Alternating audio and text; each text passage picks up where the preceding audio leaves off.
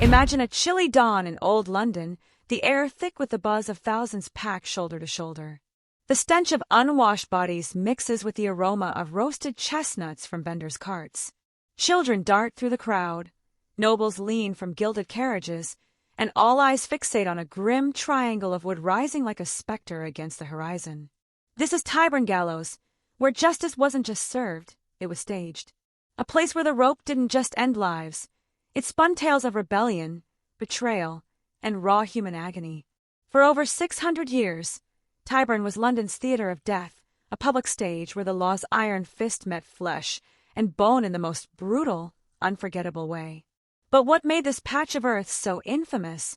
Was it the executions themselves, the bloodthirsty crowds, or the stories of those who faced their final moments here? Buckle up, because we're diving into the chilling, blood-soaked history of Tyburn Gallows, a journey into the heart of London's darkest past. Stay with me, and don't forget to like, share, and subscribe to keep these haunting stories alive. Picture medieval London, a sprawling maze of muddy streets, thatched roofs, and a rigid social order where stepping out of line could cost you everything. In this world, Tyburn emerged as the epicenter of punishment, a place where crime met its reckoning with ruthless efficiency. Located near what's now the bustling Marble Arch in Hyde Park, Tyburn was once a quiet spot on the city's edge, named after the Tyburn Brook that bubbled beneath it, now lost to London's underground. Its history stretches back to at least 1196, when a man named William Fitz-Osbert, a fiery populace stirring unrest against taxes, was dragged here and hanged, his death the first recorded execution at this fateful site. From that moment, Tyburn grew into England's most notorious gallows, a name synonymous with terror, spectacle, and the Crown's unrelenting power. What set Tyburn apart wasn't just the act of execution, it was the performance. By the 16th century, a permanent structure, the infamous Tyburn tree, stood proud, 3 sturdy oak beams forming a triangle, capable of hanging up to 24 souls at once. This wasn't about mercy. It was about maximizing fear, a chilling display of efficiency that could dispatch entire groups in one go.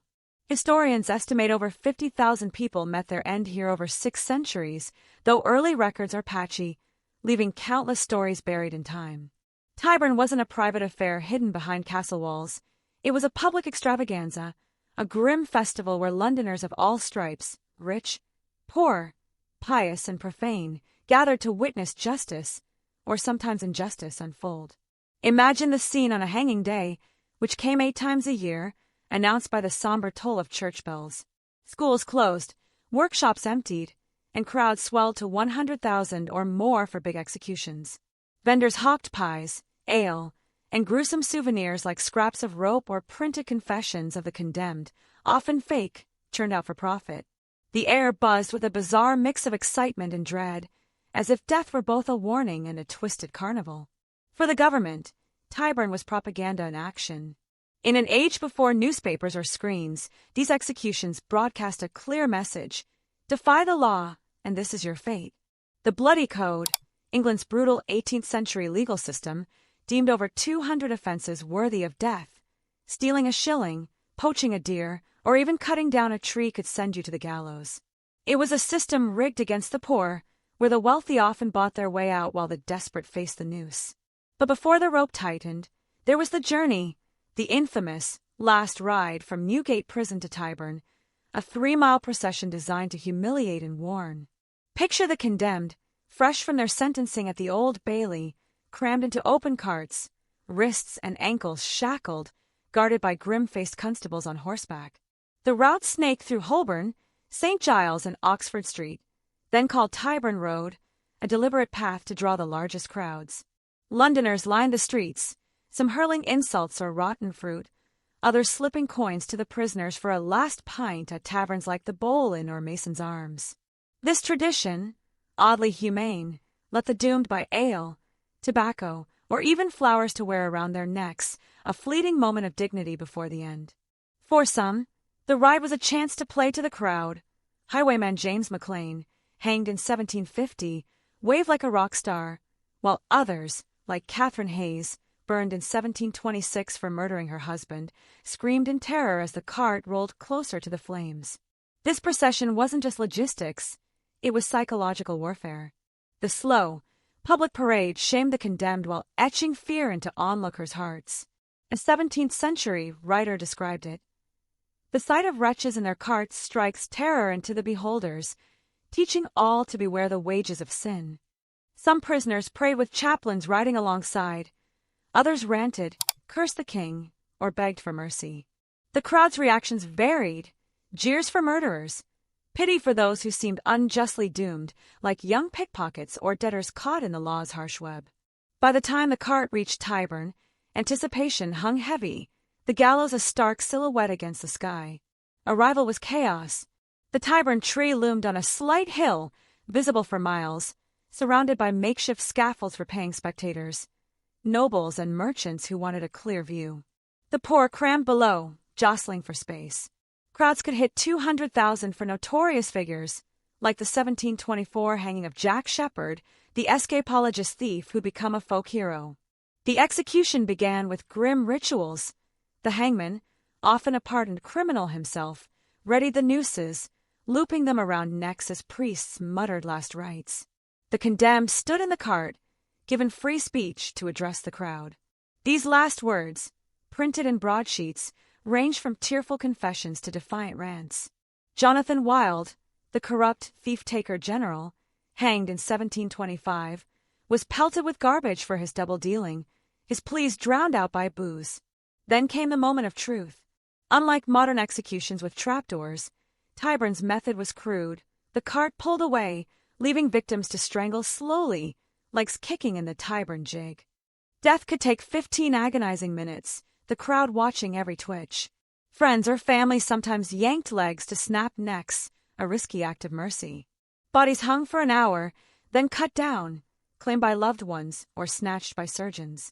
For dissection, a final indignity in an age obsessed with anatomy. The crowd's response was a macabre cocktail: cheers for villain's demise, tears for perceived innocence, and always pickpockets weaving through, turning tragedy into profit. But Tyburn's infamy wasn't just the hangings, it was the sheer variety of horrors inflicted.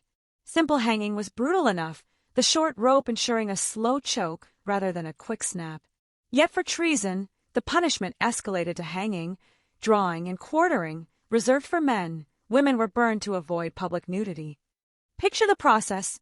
A traitor, like those in the 1606 gunpowder plot aftermath, hanged until near death, then cut down alive. The executioner sliced open the belly, pulled out intestines, sometimes burned before the victim's fading eyes, then beheaded and hacked the body into quarters, sent to city gates as warnings. Roger Mortimer, executed in 1330 for plotting against Edward II, endured this.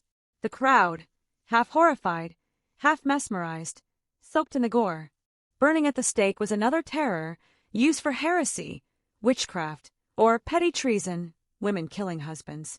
Victims were tied to posts, faggots piled around, and flames lit. Death came slowly, smoke suffocation if lucky, burning alive if not.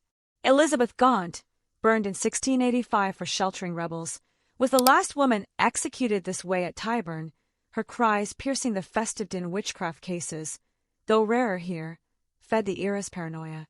Elizabeth Sawyer, the Witch of Edmonton, hanged in 1621 after a play immortalized her, was accused of demonic pacts. Her execution drew thousands eager to see evil destroyed. Then there was pressing, peine forte et dure, for those refusing to plead, avoiding trials that could forfeit property. Though typically at Newgate, it's tied to Tyburn's era. Heavy stones crushed the chest, suffocating slowly. Major George Strangways, pressed in 1658 for silence in a murder case, died over days, his stubbornness a grim defiance. These methods weren't just punishment, they were propaganda, designed to sear the cost of disobedience into the public soul. Tyburn stories are as much about people as process. Take Jack Sheppard, the 22-year-old carpenter-turned-thief, hanged in 1724. His daring prison breaks, 4 in all, once sawing through bars while guards drank, made him a legend. Captured after a final spree, his execution drew a sea of mourners and admirers, some trying to save his body from surgeons. Or Claude Duval, the French highwayman hanged in 1670, whose charm, he once danced with a victim's wife, earned him a lavish funeral. His epitaph read, "If male thou art, look to thy purse, if female, to thy heart." Jonathan Wild, hanged in 1725, was less loved. A crime lord posing as a crime fighter, he betrayed thieves while fencing their loot.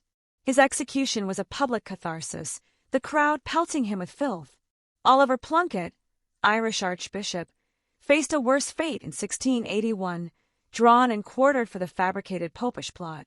Canonized centuries later, his head rests in an Irish shrine. Perkin Warbeck, a 1499 pretender claiming to be a lost prince, swung after failed escapes, his dreams of a throne crushed. Women, too, left their mark. Catherine Hayes, burned in 1726, was strangled first, but the flames flared early, her screams haunting the crowd. Elizabeth Barton, the Holy Maid of Kent, hanged in 1534 for prophesying against Henry VIII's divorce, mixed faith with rebellion. John Rann, 16-string Jack, strutted to his 1774 death in a pea-green suit, his silk breeches strings a nod to his nickname. Even nobles weren't spared.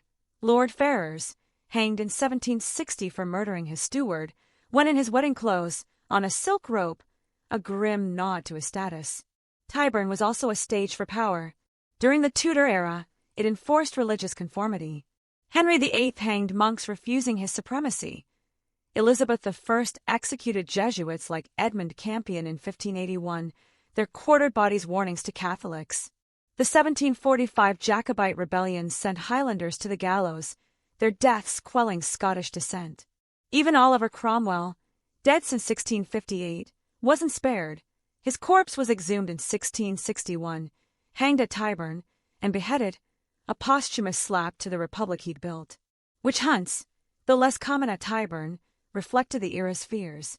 Elizabeth Sawyer's 1621 hanging fed superstitions, her confession likely coerced. Grace Sherwood, accused in Virginia but tied to Tyburn's era, survived a water trial but faced lifelong stigma. These cases show how fear of the supernatural, of rebellion, fueled Tyburn's fires. By the 18th century, cracks appeared in Tyburn's system. Enlightenment thinkers like Cesare Beccaria argued public executions bred cruelty, not deterrence. Crowds grew rowdy. 1780s Gordon riots erupted at a hanging, killing dozens. Reformers pushed for private punishment, less spectacle. In 1783, Tyburn's gallows fell silent, executions moving to Newgate's New Drop, a quicker, less theatrical device. The site was dismantled, the land redeveloped into what's now Marble Arch, a far cry from its bloody past. A small plaque marks the spot, and nearby Speaker's Corner, where free speech reigns, feels like an ironic nod to Tyburn's silenced voices. Reflecting on Tyburn, we see a mirror to humanity's darker urges, retribution, control, voyeurism. It exposes a world where justice often served power, not fairness, where the poor dangled while the rich slipped free. Yet it also traces progress. The shift from public spectacle to private punishment, from torture to reform, reflects a growing recognition of human dignity, even for the guilty. Tyburn's legacy isn't just horror, it's a warning. Societies can slide into cruelty when fear or vengeance rules. Today, as we debate justice, its fairness, its methods, Tyburn reminds us to value mercy, to question spectacle, to build systems that uplift rather than destroy. If this plunge into Tyburn's shadows gripped your soul, smash that like button. It fuels my drive to unearth history's hidden tales. Share this with a friend who craves the macabre. Together, we keep these stories breathing. And subscribe for weekly journeys into the past's darkest corners. Your support pushes me to dig deeper, narrate bolder, and deliver content that chills and challenges. By joining this channel, you're not just watching, you're preserving lessons from a brutal past to shape a better future. Thank you for being here. Until next time, keep questioning, keep exploring, and I'll see you in the shadows.